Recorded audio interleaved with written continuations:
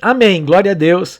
Vamos então, nesse momento, meditar na palavra de Deus, no trecho que Deus tem colocado em nosso coração.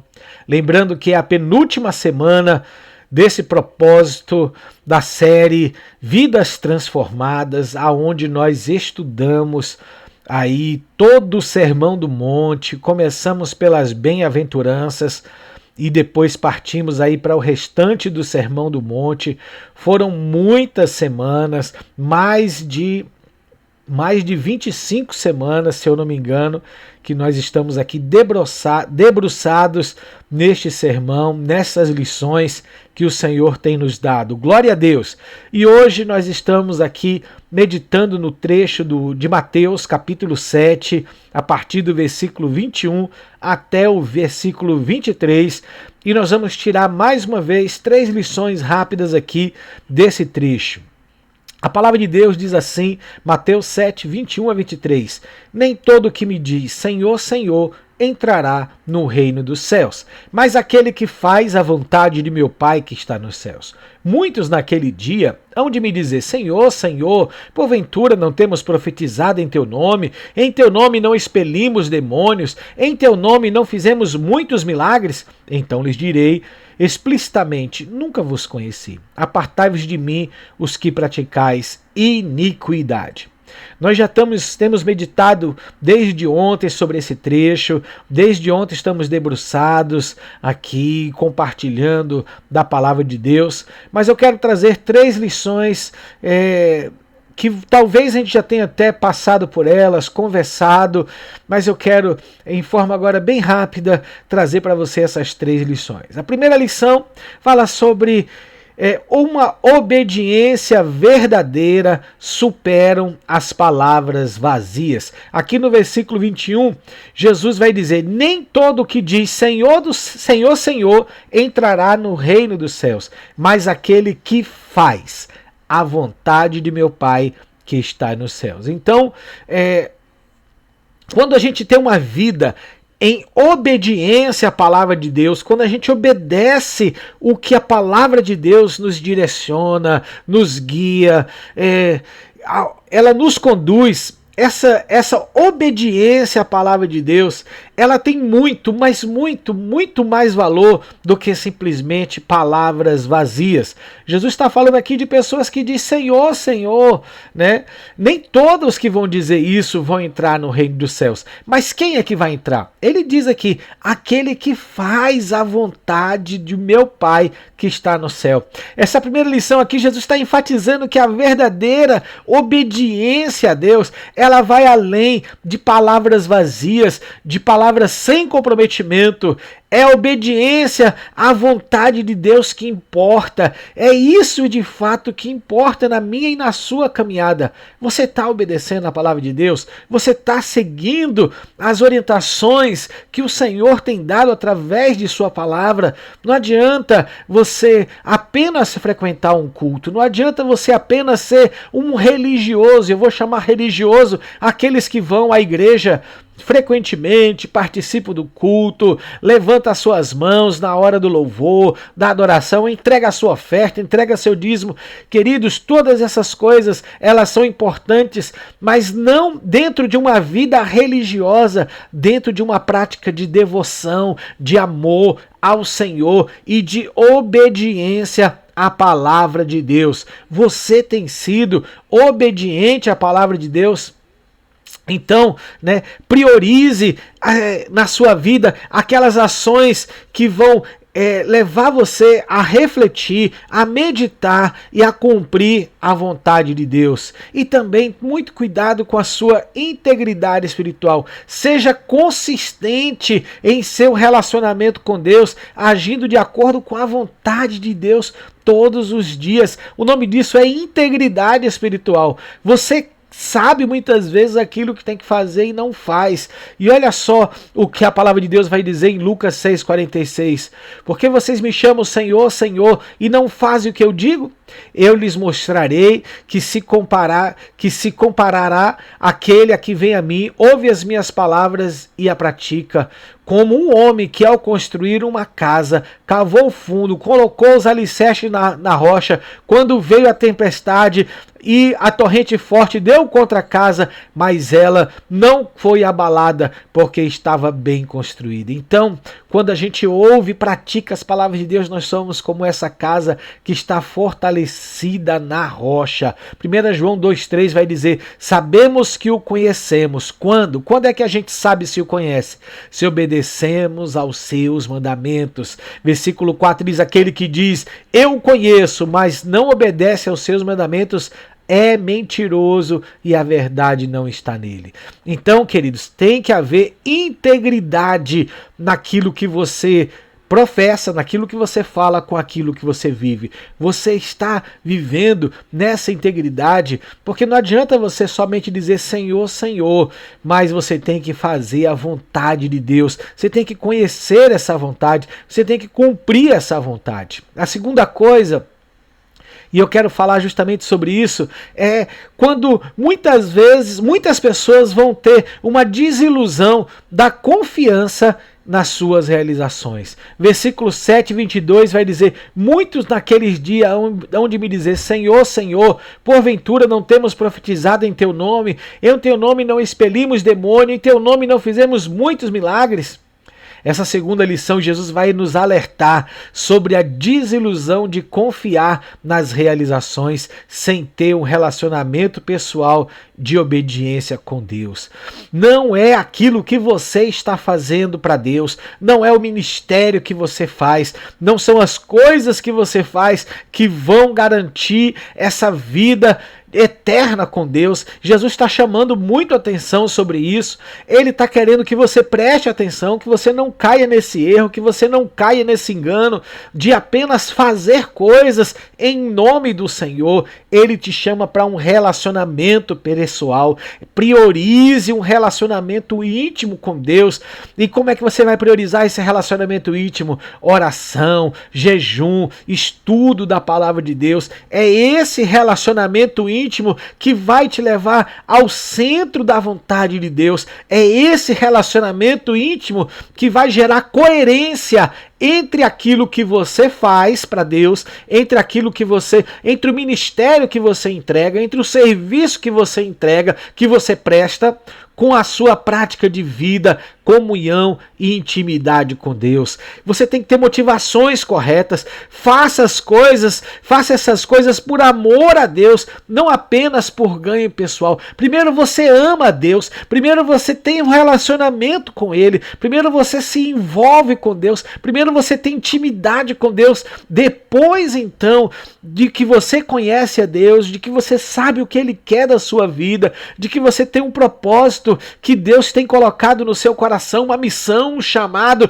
então você vai, cumpre essa missão, cumpre esse chamado, mas continua em intimidade com Deus. Jesus dizia que Ele fazia tudo aquilo que Deus queria, que tudo aquilo que Ele falava era aquilo que Deus queria, que Ele vivia em perfeita comunhão e unidade e vontade com Deus. Queridos, isso é um morrer pessoal de cada um. Você precisa morrer para as suas vontades, morrer para o seu eu, morrer para o seu ego, morrer para os seus planos, morrer para tudo aquilo que você acha que você está fazendo e que vai te levar a algum lugar. Não são as suas boas obras que te levam a Deus, mas é a sua comunhão, uma vida de intimidade. Depois dessa intimidade, depois dessa comunhão, depois desse relacionamento com Deus, então você está apto para fazer a obra de Deus, para cumprir o chamado de Deus, para que através da sua vida pessoas vejam o Senhor e sejam encontrados pelo Senhor através da sua vida. Então, tome muito cuidado, porque muitas pessoas vão ficar desiludidas naquele dia, porque vão falar: Senhor, eu cantei no louvor, Senhor, olha que eu não faltei um domingo, dei oferta, dei dízimo. Ou talvez você ainda seja aquele: Senhor, em teu nome, eu orei pelos enfermos, eles foram curados. Nada disso garante. Jesus disse: apartai-vos de mim, não vos conheço, não vos conheço. Né? Mateus 6,6 diz: mas tu quando orares, entra no teu quarto, fecha a tua porta, ora ao teu pai que está em secreto, e teu pai que te vê em secreto te recompensará publicamente. Primeiro você precisa ter um momento de intimidade, você precisa ter relacionamento, você precisa andar com Deus, e depois então que você está com Ele, Ele vai te levar para as nações, Ele vai te levar para você cumprir o chamado, o ministério. 1 Coríntios 10:31 diz assim: portanto, quer comais, quer bebais, ou façais qualquer outra coisa, fazei tudo para a glória de Deus. Você cumpre o ministério, não porque você está usando o nome de Deus, mas porque você quer que o nome de Deus seja glorificado. Esse é um cuidado pessoal que cada um tem, que nós precisamos ter. E a terceira coisa, para a gente encerrar, você e eu, nós precisamos ter uma vida reta e de andar em santidade diante do Senhor. Nós não podemos brincar com o pecado, nós não podemos negligenciar a nossa caminhada, achar que, não, isso que eu estou fazendo não tem nada a ver, minha vida, né? Deus sabe, Deus me conhece, eu nasci assim, vou morrer assim. São tantos jargões que muitas vezes as pessoas utilizam para justificar uma vida de pecado. Isso não é pecado não, isso aí não tem nada a ver, todo mundo faz, o que é que tem demais? E a gente acaba entrando em um caminho aonde a gente vai cada vez mais se afastando da presença de Deus, a gente vai brincando com o pecado, a gente vai brincando nessa caminhada, e o resultado disso, a gente se afasta de Deus. E muitas vezes, por a gente estar vendo alguns resultados, a gente está vendo algumas coisas darem certo, a gente acredita que Deus está abençoando e que está tudo bem. Queridos, não é porque você está tendo resultados no reino de Deus, não é porque as coisas aparentemente estão dando certas que a sua vida está correta, você está andando em santidade e integridade diante de Deus. Lembre que Moisés, ele feriu a rocha, saiu água, o povo bebeu água, ou seja, deu certo, o resultado deu certo, mas Deus não se agradou, e por causa do pecado de Moisés, ele não possuiu a terra prometida. Não é porque você faz coisas que estão dando certo, algumas áreas de sua vida estão tendo sucesso, você até pode atribuir a mão de Deus nessas áreas, não é porque você consegue ver alguns resultados que isso significa que a sua vida está certinha diante de Deus. Tome cuidado. Versículo 23 diz: então lhes direi explicitamente, nunca vos conheci, apartai-vos de mim os que praticam a iniquidade. E o que significa isso? É andar longe da vontade de Deus, andar fora da santidade, ou andar fora de uma caminhada de retidão. Então, essa terceira lição, ela vai nos destacar a importância de um coração reto, de um coração que teme ao Senhor, de um coração que é sensível à voz do Espírito Santo, que quando a gente erra, quando a gente cai, quando a gente tropeça, o Espírito Santo nos leva ao arrependimento. Deus deseja que nós vivamos uma vida em conformidade com a sua vontade e que a gente evite toda obra de pecado e iniquidade. E ele mesmo vai dizer: sabei que aqueles que se aproximam de mim, sabei que eu sou santo. Nós temos que saber que o Deus que nós servimos é santo e ele não tolera pecado. É claro que todos nós estamos sujeitos a pecar, e o próprio Jesus disse: se você pecar, saiba que você tem um advogado, que é Jesus Cristo, que está ali à direita do Pai. Ele vai interceder por vós, ele vai chegar para o Pai e dizer: Pai, eu já morri, o meu sangue pagou por esse pecado. Mas você não pode cauterizar o seu coração, vivendo um erro constante, vivendo uma iniquidade, um pecado constante, e esse pecado já tomou parte da sua vida, e você não se arrepende, você não sente peso pelo pecado, você não sente mais remorso, você caminha com esse pecado, você diz: isso aqui está aqui, quando Deus quiser ele tire. Não é assim. Chore na presença do Senhor, peça graça, peça misericórdia e se arrependa, clame ao Senhor. Se você cair um dia, peça perdão, se arrependa, peça para o Espírito Santo te fortalecer. No dia seguinte, continue pedindo. Louvado seja o nome do Senhor. A palavra de Deus diz: resistir ao diabo e ele fugirá de vós. É resistindo ao pecado, é resistindo à tentação, é dizendo não. O Senhor sempre vai enviar um escape, Ele sempre vai enviar uma saída para que você não ande no pecado, para que você não viva no pecado, mas para que você ande em santidade. Busque uma vida santa, busque a santidade em todas as áreas de sua vida e evite o pecado que é deliberado sobre a sua vida. E não se esqueça, ande em arrependimento, pedindo perdão a Deus, arrependa-se dos pecados, busque o perdão, restaure o seu relacionamento com Deus. Não ande com o relacionamento quebrado, não ande com a sua ponte quebrada, que você venha restaurar essa ponte. O poder da cruz de Cristo está aqui nesse lugar para trazer restauração. 1 Pedro 1,16 diz: sejam santos porque eu sou santo. 1 João 1,9 vai dizer: se confessarmos os nossos pecados, Ele é fiel e justo para nos perdoar os nossos pecados e nos purificar de toda a injustiça. Esse trecho, queridos, de Mateus 7, do 21 ao 23, ele vai nos advertir que a verdadeira obediência a Deus vai envolver uma ação. Você não pode ser obediente a Deus de braços cruzados sem fazer nada. Você vai precisar fazer algo.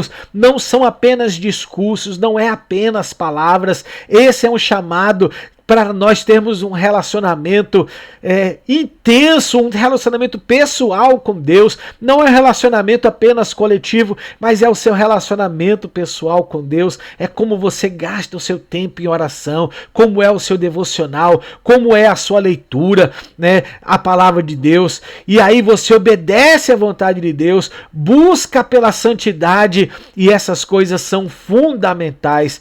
E você não deve confiar nas obras apenas que você está fazendo. Quantas vezes a gente fica envolvido no trabalho, a gente fica envolvido no ministério e a gente acha que as coisas estão caminhando e produzindo, mas isso requer de nós intimidade e comunhão com Deus. Nós não temos que gastar tempo com Deus apenas porque vamos fazer algo. Você vai pregar, você vai ministrar, você vai participar do louvor, você vai fazer alguma coisa. Então porque você vai fazer isso, você vai orar. Não, queridos, não é orar para aquilo que você vai fazer, mas é uma caminhada, é uma vida de oração, é uma vida de intimidade com Deus. E porque você tem essa vida, então você tem algo para entregar de Deus para as pessoas, não de você, mas de Deus para as pessoas. Esse trecho, ele nos chama atenção para essas coisas tão importantes. Tome cuidado com as suas palavras, tome cuidado com as suas atitudes, tome cuidado com o seu coração.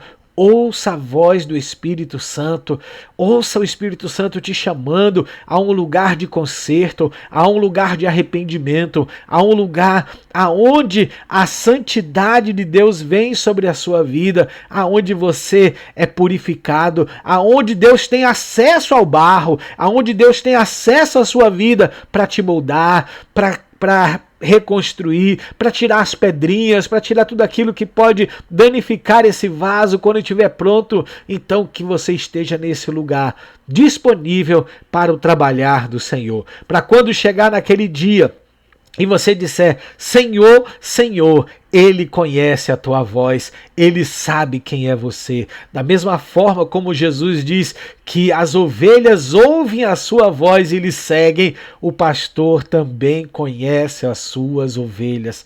Que o Senhor conheça você, ovelha do Senhor, que o Senhor conheça a sua oração, que o Senhor conheça o seu clamor, que o Senhor conheça o seu cheiro, porque você está perto dele. Louvado seja o nome do Senhor. Que Deus possa nos abençoar e que o Senhor possa nos conduzir a caminhar nesta palavra em nome de Jesus.